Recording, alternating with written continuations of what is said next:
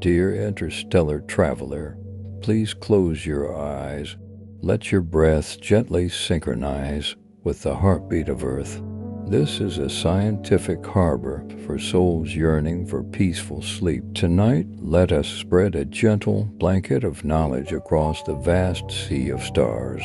The sleepy fact you are about to hear are like specks of thought dust drifting in the cosmic depths. Did you know Jupiter continuously plays an infrasound symphony with frequencies 1,000,000 times lower than the human hearing threshold? The pulsar in the Crab Nebula flashes every 33 milliseconds, a cosmic timekeeper more precise than an emerald pocket watch. These relaxing astronomy facts will weave into the most unique, calming space documentary, projecting a personalized space documentary for sleep deep within your consciousness. Have you ever had your fortune told? Has anyone ever advised you not to? They say it might influence who you are now, but have you ever considered, could the future revealed by fortune-telling truly alter the path you're on today? Does that mean the script of life can be rewritten? Hello, people of Earth. Welcome to Laoma's Exploration Society. From here on, we won't discuss mysticism. Instead, we'll use real experiments, combine cutting-edge theory with philosophical thinking to explore whether life can truly be rewritten. And the answer you seek about fortune-telling lies within this quantum eraser experiment. Understand it, and you might not need fortune-telling anymore. First, let's start with the double-slit experiment you're familiar with. In a nutshell, you fire electrons at a wall with two slits. When you don't observe them, they create an interference pattern like zebra stripes on the screen behind the wall. The moment you observe them, the screen shows just two simple bands. This is the observer effect. Unobserved, it behaves as a wave. Observed, it becomes a particle. But the double-slit experiment only shows us that observation changes the outcome. It doesn't tell us if observation can still have an effect after the outcome has already occurred. To uncover whether the future can influence the past, we need to upgrade the experiment to the quantum eraser experiment. This experiment asks a more tricky and more profound question. If the universe has already happened, if observation has already become an established fact, can we make it take it back? The core highlight of this experiment is that it adds a time reversal switch to the double-slit experiment. Scientists use a BBO crystal to split one photon into two entangled twins. Let's call the signal photon the older brother, and the idler photon the younger brother. The older brother continues through the double-slit maze, while the younger brother is diverted onto another path. Then, quarter-wave plates are placed in the older brother's path. These devices can tag the older brother, letting us know whether he went through the left slit or the right slit, just like putting a shipping label on a package, as expected. When we can determine the path using these tags, the interference pattern on the screen disappears again. But here comes the crucial step. If we add another polarizer in the younger brother's path to erase his tag, guess what? The interference pattern that had vanished miraculously reappears. Even more bizarrely, this erasure operation on the younger brother is performed asterisk after asterisk. The older brother has already hit the screen. In other words, it seems as if we used a future operation to change the pattern formed by the photon in the past. This conclusion, which suggests the future can change the past, is so revolutionary that many physicists have sought ways to verify it. Is this really happening, or is it a fascinating illusion? The answer is that it's indeed a beautiful misunderstanding. Back in 2023, the classical simulation experiment by the Katani team already demonstrated that this so-called erasure doesn't actually rewrite the past. Rather, through entanglement, a special kind of information correlation is established. It's like watching a 3D movie with red-blue glasses. The originally mixed image is split into two perspectives. Quantum erasure simply reintegrates this marked information. Those interference fringes never actually disappeared. They were just masked by the path information. What we are erasing is not the past, but the filter that obscures the information. So, which history is real? Actually, in the microscopic world, there is no single, real history. Both the interference pattern and the too bright bends are manifestations of the photon under different observation methods. It's like the same book. Read from a story perspective, it's a novel. Read from a sociological perspective, it's a case study of an era. There is no single absolute interpretation, only results corresponding to the method of observation. Reaching this point, we naturally come to that ultimate question.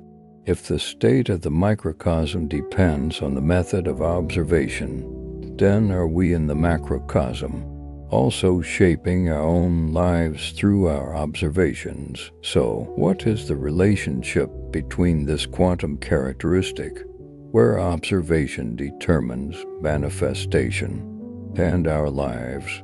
The answer lies within the core interpretations of quantum mechanics.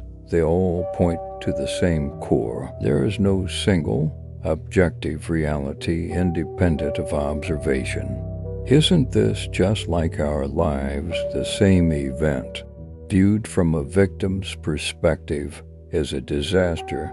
Viewed from a survivor's perspective, it's growth. What truly defines your life is never some so-called fate or script, but rather your every actively chosen perspective of observation and your actions. For example, you go through a painful first love breakup. This breakup event is a fact that's already been archived.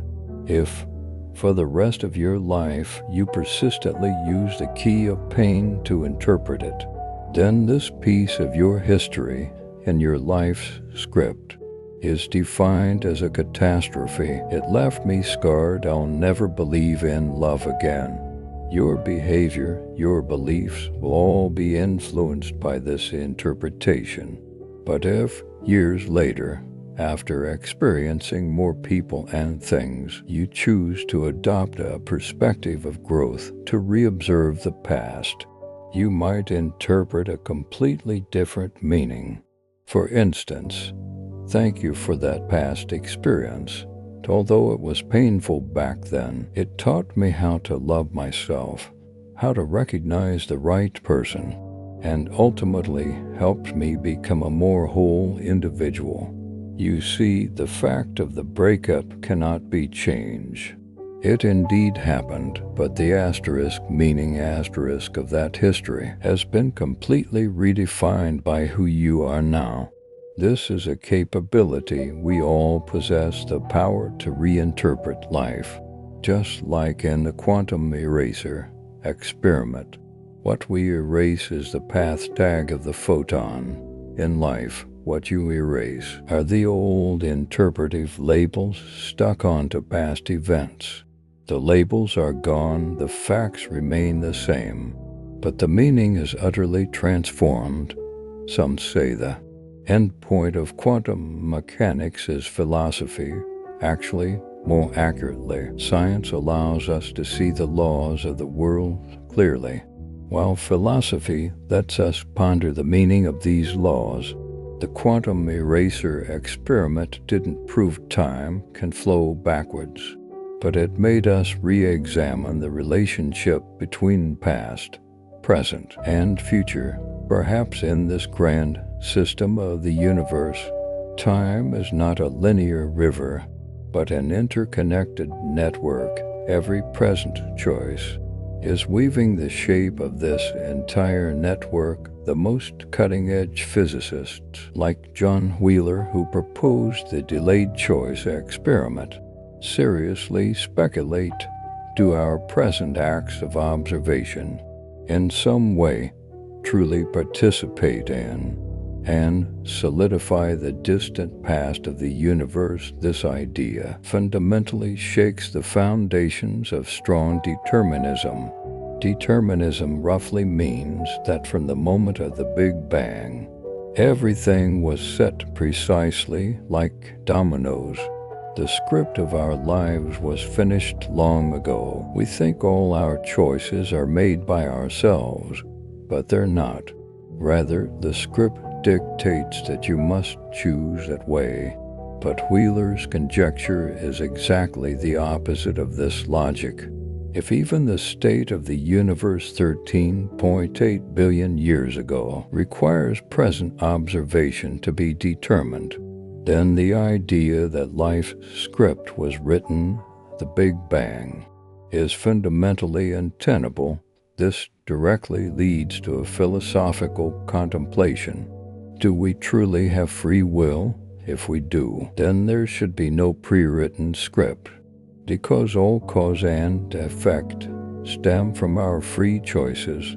This implies there is no predetermined future. But if even the history of a fundamental particle isn't finalized until the moment it is observed in the future, then how could our macro-scale lives, composed of countless particles, be completely written in stone at the universe's birth with no room for alteration? Therefore, free will should exist, and that pre-written, objective, unique life script perhaps does not exist. If there must be a script, then the true author of that script is yourself. It is being authored in real time through your every present choice, action, and observation. The past provides the material for the present, and the present gives the past its ultimate meaning. The quantum eraser experiment doesn't truly rewrite history, but its greatest revelation for us is not to plunge us into nihilistic fatalism. On the contrary, it grants us an immensely profound and immensely powerful freedom. Imagine that project that once made you fail utterly, that speech that made you humiliate yourself in public, that relationship you deeply regret. These are all facts that have already occurred in your life's archive. You can choose to forever interpret them from a perspective of failure, defining them as ironclad proof of your incompetence, then permanently lock yourself within that narrative of failure, unable to move forward. But you can also, at this very moment, perform a great quantum erasure for your own life. You erase that old perspective called I am incompetent. Replace it with a new perspective called I learned invaluable lessons from it. Thus, the same past to same fact, its meaning is instantly transformed. That experience is no longer a stumbling block for your progress, but becomes the most solid cornerstone for your success today. Therefore, the end of science is not resignation to fate. On the contrary, it allows us to reclaim, for the laws of the universe, the right to define our lives. We cannot change objective events that have already happened, but we forever possess the ultimate freedom to reinterpret them and to give them new meaning. You are both the observer of your life and its eraser, and its one and only true creator. This is precisely one of the most profound revelations of quantum mechanics. It tells us the nature of the universe may not be certain, but is full of possibilities. Every instant holds countless potential paths of evolution. Your consciousness, your observation, your choices are like a stone thrown into this ocean of possibility. The ripples stirred will affect the state of the entire system. This is not mysticism. This is one of the most solid discoveries of modern physics, returning to that perplexing quantum eraser experiment. When we ponder its implications deeply, we find it points to a more fundamental question. What is real in the worldview of classical physics? There exists an objective reality, independent of observers, like a stone. Whether you look at it or not, it is there. But quantum mechanics tells us ... at the micro level. This kind of absolute objectivity might be an illusion. When a quantum state is unmeasured, it exists in a superposition of various possibilities. Only when we perform a measurement does this system decide to exhibit a specific property. It's like holding a holographic photo in your hand. Viewing it from different angles reveals completely different images, but all these images are encoded on the same photographic plate. Your past is like that too. It is not a fixed and changeable record, but more like a book that can be constantly reinterpreted. Each rereading may uncover new meanings, new connections, new understandings. This ability to reinterpret is not self-deception, but the most precious gift of human consciousness. It enables us to learn from experience, to grow ... to transcend inherent patterns. Imagine someone who suffered trauma in childhood. This experience is objective, cannot be erased. However, this person can choose how to treat this memory. He can see it as an eternal scar, letting it bleed continuously for the rest of his life, or he can transform it into a source of understanding, using it to help others with similar experiences. These two choices correspond to two completely different life trajectories, and what determines which path is taken is not the past event itself, but the present understanding and interpretation of it. This is like the collapse of the wave function in quantum mechanics. Before measurement, the system is in a superposition of possibilities. Your life is also like this. At every present moment, you face innumerable possibilities. Your choice is your attention. Your intentions are like acts of measurement, causing a certain possibility to become reality, while other possibilities recede into the background. But this doesn't mean the other possibilities disappear. They still exist as potentialities, waiting to be activated by different modes of observation. This is why changing your view of the past can so profoundly affect the present and future. When you view the past from a different perspective, you are actually activating different possibilities within your life. Like rotating that holographic photo, you see an image that was previously hidden. The neuroscientific basis for this ability lies in the plasticity of our brains. Each time we recall the past, we are not replaying a fixed recording, but reconstructing that memory, and each reconstruction subtly alters the memory based on our current state. This means ... recollection is actually a creative process. You are not only recalling the past, you are also reshaping it. The revelation of the quantum eraser experiment lies precisely here. Although we cannot change the events that happened in the past, We can change the meaning these events hold in our psychological reality, and this change in meaning tangibly changes our present life and future possibilities. Cognitive behavioral therapy in modern psychology is based on this principle. By changing the interpretation and perception of events, it changes emotional and behavioral patterns. This is not only an effective method in psychotherapy, but also a wisdom for life that everyone can apply. So, how can we apply this quantum thinking to daily life? First, become aware that your perspective is just one among many possible perspectives. When facing difficulties, ask yourself, what other ways are there to look at this situation? How would a wiser person think about this? How would I view this event 1 year from now? This diversification of perspective is itself a form of quantum erasure. It erases that solidified, singular interpretation, making space for new possibilities. Secondly, learn to distinguish between fact and interpretation. Facts are the events that objectively occurred to transcend inherent patterns. Many people suffer not from the facts themselves, but from their interpretation of the facts. When you can clearly distinguish between the two, you gain the freedom to reinterpret, just like in the quantum eraser experiment.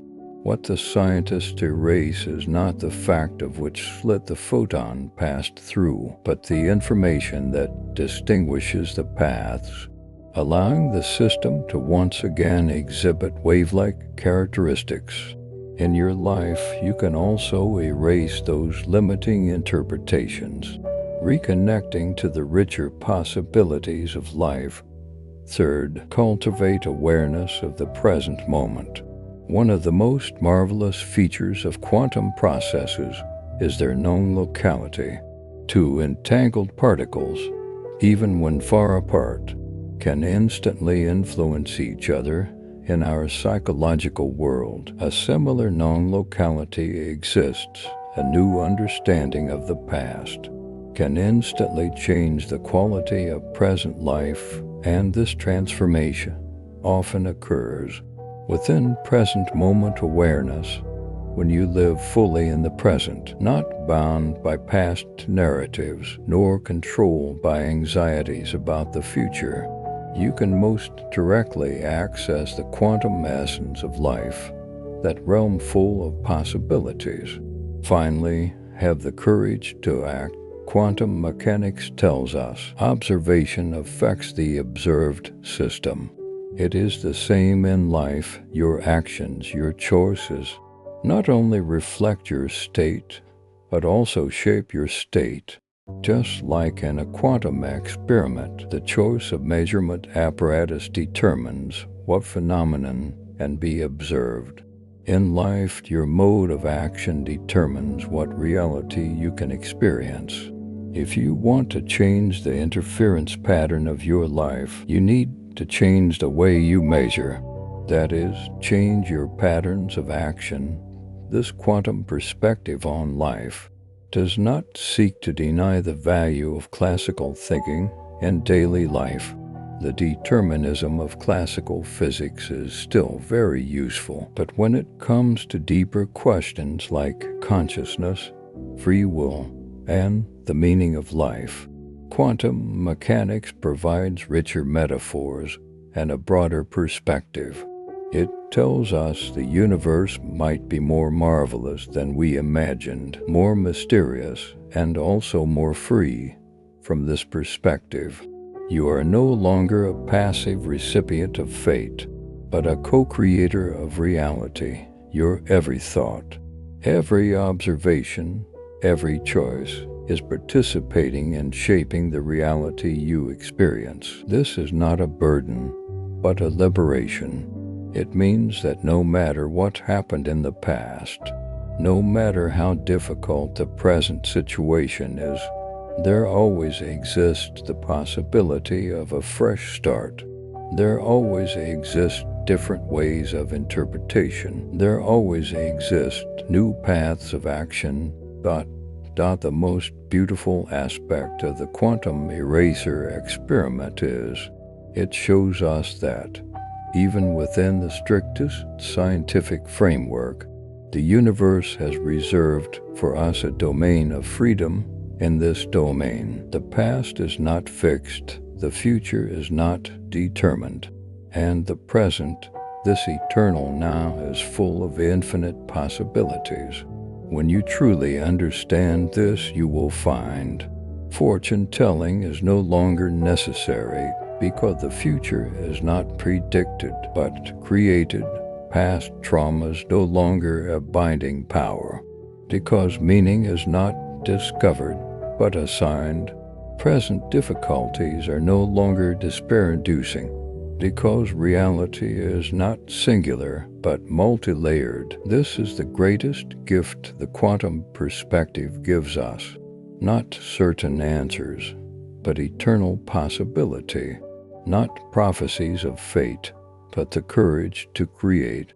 Not the shackles of the past, but the freedom of the present. In this quantum universe, everyone is an artist, using the paints of life to depict their own unique pattern. And every observation, every choice, every erasure and reinterpretation adds new brushstrokes to this painting, making it richer, more profound, more real. So, when you face life's choices again, please remember, you are not only choosing the direction of action, you are also choosing the perspective of observation, and even participating in shaping how the entire universe manifests. This freedom, this responsibility, this wonder is the most profound revelation of quantum mechanics, and life's most precious secret. This ability to reinterpret might be precisely the way consciousness participates in the evolution of the universe. A key but often overlooked concept in quantum mechanics is decoherence. It explains why the macroscopic world appears so deterministic, while the microscopic world is full of uncertainty. When a quantum system interacts with its environment, its quantum characteristics quickly disappear, and it starts behaving like a classical object. This is like a drop of ink falling into water, initially staying cohesive, but soon spreading out, merging with the entire body of water. Your life experiences are similar. Each present decision and observation is like that drop of ink, full of various possibilities at the start. But as time passes, after countless interactions with the environment, it gradually solidifies, becoming a definite part of your personal history. But the quantum eraser experiment tells us, even in such cases, certain quantum characteristics can still be recovered, as long as we can cleverly manipulate the system. Similarly, even if an experience seems to have set, we can still, by changing the way we observe it, recover the potential possibilities contained within. This possibility is not illusory, it has a solid mathematical foundation. The density matrix formalism in quantum mechanics can simultaneously describe both the known and unknown parts of a system. When we gain new information or change the measurement method, the density matrix updates, reflecting the change in our knowledge of the system. Your outlook on life is the same. It is not a static entity, but a constantly updating cognitive density matrix. Each new experience, each shift in perspective, updates this matrix, changing your understanding of self and the world. Modern neuroscience research shows our brains indeed operate in a similar way. Memory is not a fixed record, but a dynamic process reconstructed each time we recall. This process is influenced by current emotions, environment, and intentions. When you change your view of the past, you are actually reshaping neural connections, changing the physical structure of the brain. This is not merely a metaphor, but a tangible physiological process. Functional MRI studies show when people reinterpret negative memories, activity changes in brain regions associated with emotional regulation, and regions related to cognitive reappraisal become more active. This proves the power of reinterpretation exists not only at the conceptual level, but also manifests at the biological level. So, how can we translate this understanding into daily practice? First, cultivate awareness of your own thought processes. Pay attention to how you narrate your own story. What kind of language do you use? Is this language restrictive or open? When you find yourself repeating a certain negative narrative, pause, ask yourself, is this the only possible story? What other ways are there to tell it? Secondly, learn to coexist with uncertainty. Quantum mechanics tells us uncertainty is not a flaw in knowledge, but a fundamental characteristic of nature. Similarly, uncertainty in life is not a problem to be eliminated, but a source of creativity. When you accept that the future is inherently open, you will face life's changes more easily. Third, practice perspective shifting exercises. Consciously try to view the same thing from different angles. What would the other person think? If this happened 5 years from now, how would you view it? If someone you admire faced the same situation, how would they handle it? This practice enhances your cognitive flexibility, like the ability of a quantum system to maintain superposition. Finally, remember the unity of observation and action. In quantum mechanics, measurement is not just passive observation of a system, but also active interaction with it. It is the same in life. Your way of observing influences your way of acting, and your actions, in turn, change the reality you observe. This is a continuous feedback loop. Understanding this, you will be more mindful in choosing your focus because your focus is precisely shaping the reality you will experience. This quantum perspective on life does not seek to deny the value of classical thinking in daily life. We still need to make clear decisions and take definite actions, but when we are stuck, when old ways no longer work, quantum thinking provides a breakthrough. It reminds us reality might be more flexible than we think, more full of potential. Just like in the quantum eraser experiment, the seemingly vanished interference fringes were actually always there, just masked by our way of observation. Certain possibilities in your life might also have always existed, just obscured by your intrinsic thought patterns. When you learn to change your way of observing, these possibilities will reappear, becoming resources you can utilize.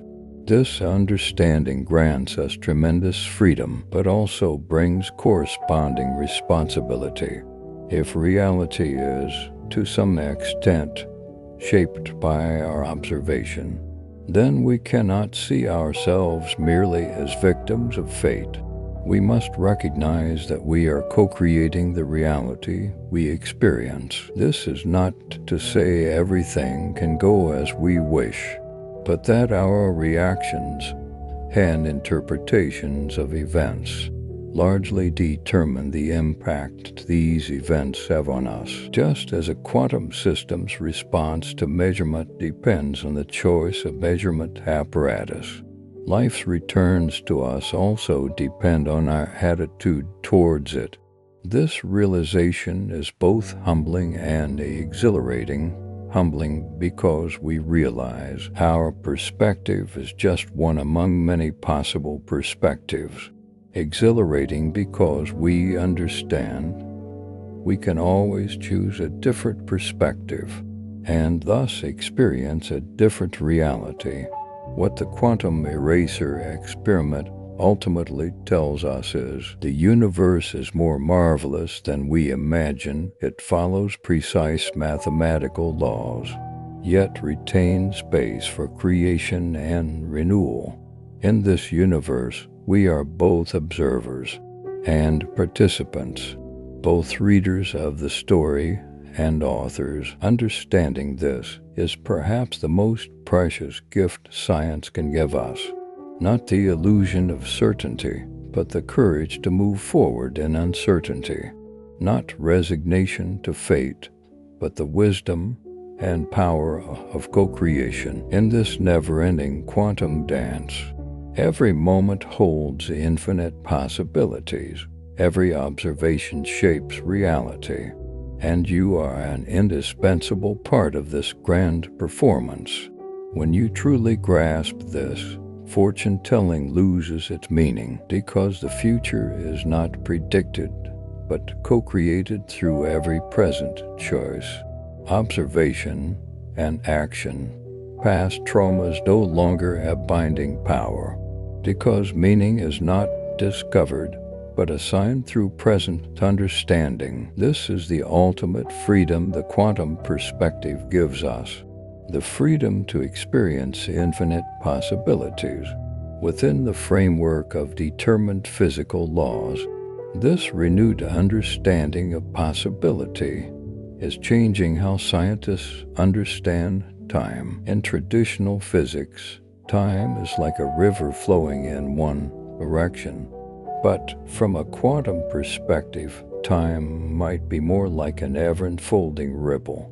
Each present moment redefines the meaning of the past and shapes the possibilities of the future.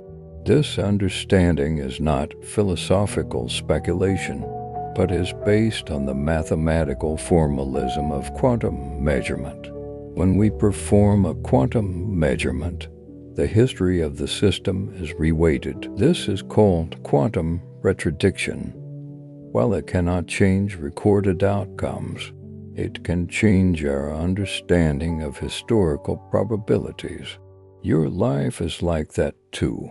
Although you cannot change events that have already occurred through new understanding and choices, you can change the weight these events carry in your life narrative, making certain details prominent, letting other details fade, thus creating a completely new story. This ability has a profound biological basis.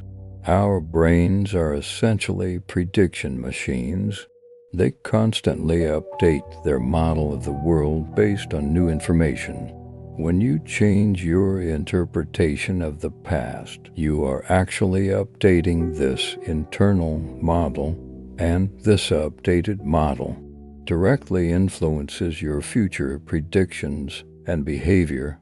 Research on neuroplasticity shows this capacity for renewal can last a lifetime. This means no matter your age, no matter how solidified your experiences seem, you retain the ability to reinterpret and reshape.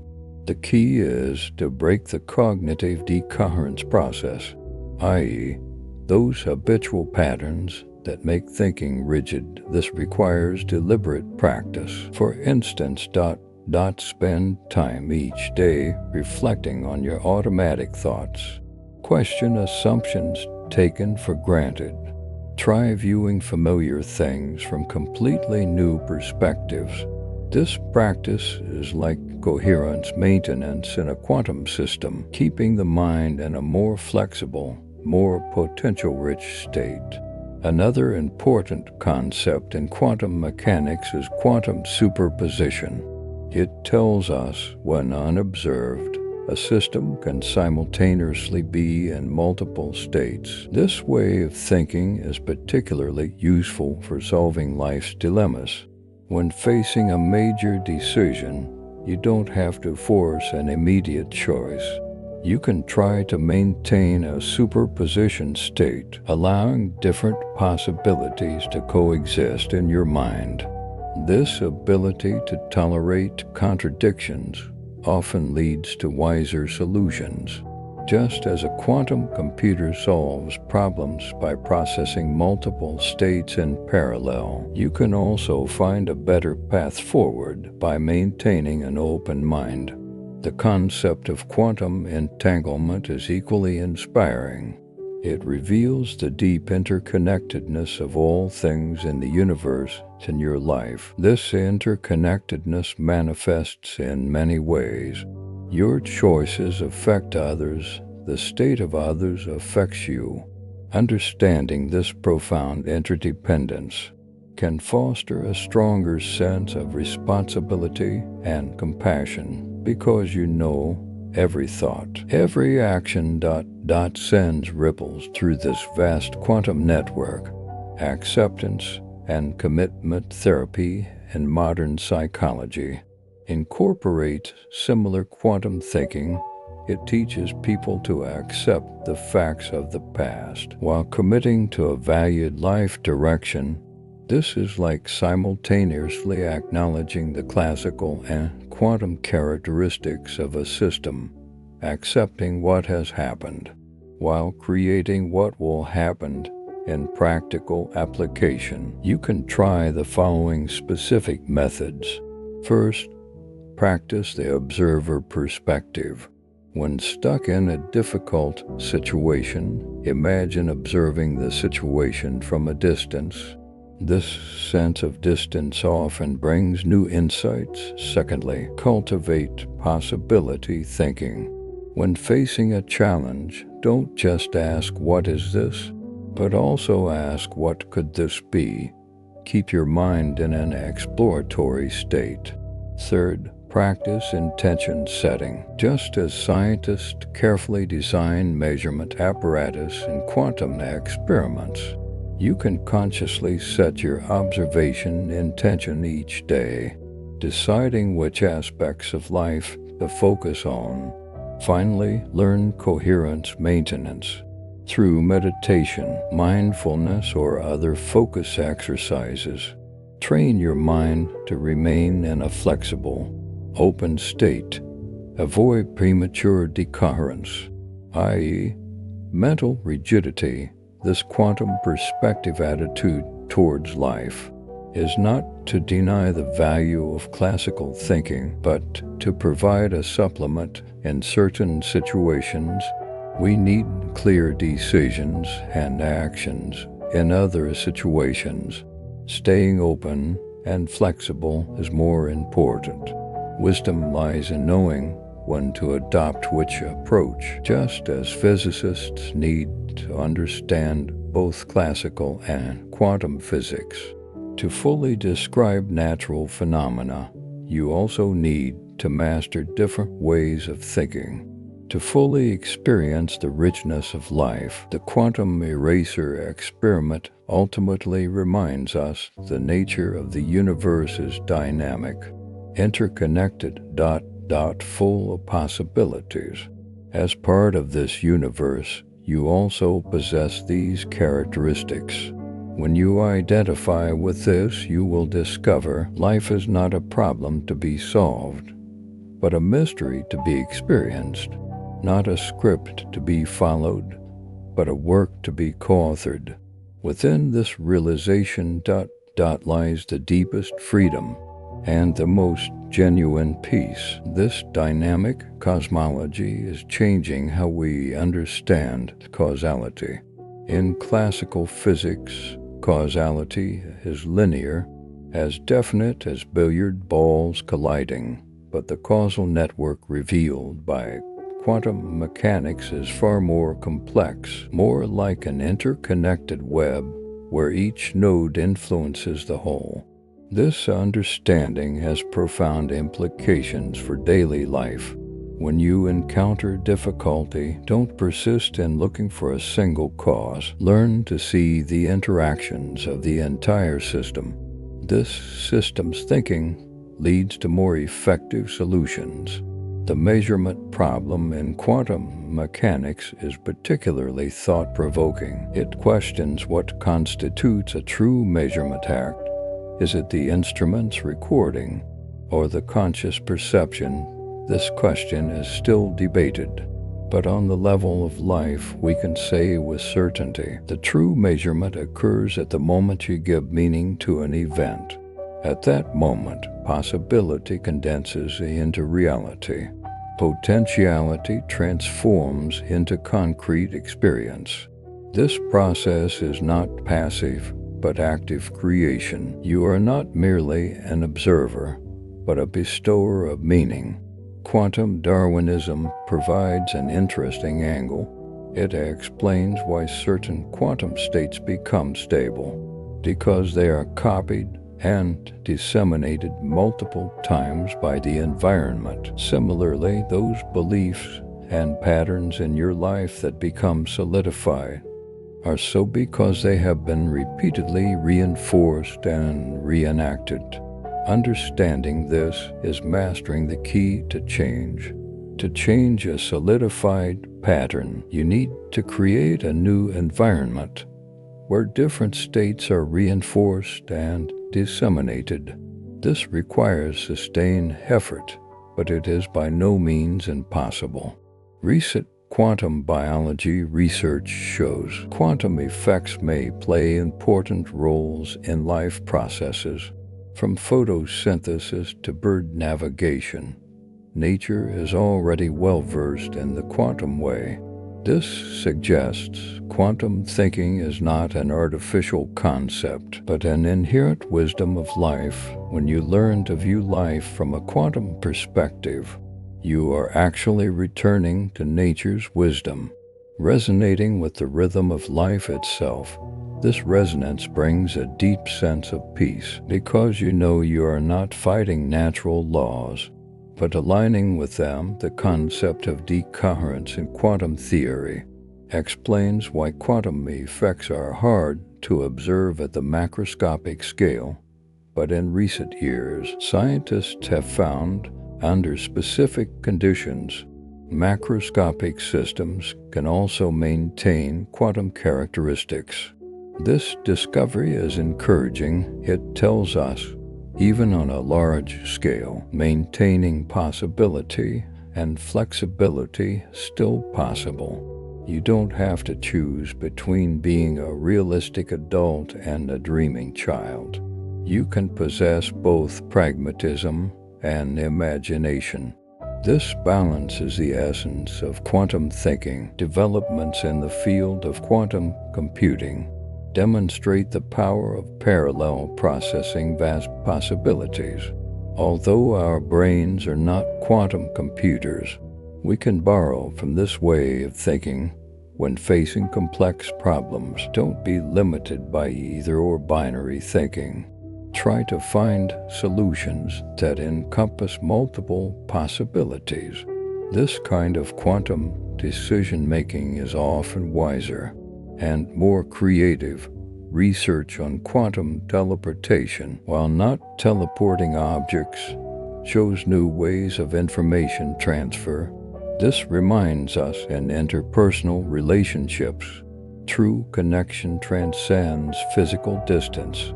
Through empathy and understanding, we can establish deep connections at the heart level. This connection is as magical and real as quantum entanglement. The quantum Zeno effect tells us frequent observation and slow a system's evolution. There is a counterpart in life. When you over-focus on a certain problem, you might actually make it more persistent. Learning to let go at the right time, allowing processes to unfold naturally, is often a better choice. The quantum tunneling effect demonstrates the possibility of breaking through barriers. Things impossible in classical physics happen occasionally in the quantum world. the revelation for us is even seemingly insurmountable obstacles hold the possibility of breakthrough. The key lies in maintaining the courage to try and an open mind. Quantum fluctuations prove that the vacuum is not empty, but full of dynamic energy changes. Similarly, those seemingly empty moments in life, periods of silence, waiting, rest, are also full of creative potential. Learning to appreciate the value of these moments is part of living wisely. Quantum chromodynamics describes the wonderful behavior of quarks. They are forever confined within larger particles. This is like each of us living within specific constraints. But what's important is, even within constraints, freedom for creation and expression still exists. Recognizing this dialectical relationship allows you to find freedom within limitations, find creation within norms. Quantum gravity theory attempts to unify the largest and the smallest scales. This effort towards unification itself is worth learning from in life. Integrate different aspects, seek connection and harmony. Let life become a coordinated whole rather than fragmented parts. Quantum cosmology proposes the possibility of a multiverse. Although this remains theoretical speculation, it expands our imagination, reminding us what we are experiencing now is only one of countless possibilities. This realization makes one feel small, but also feel the vastness of freedom.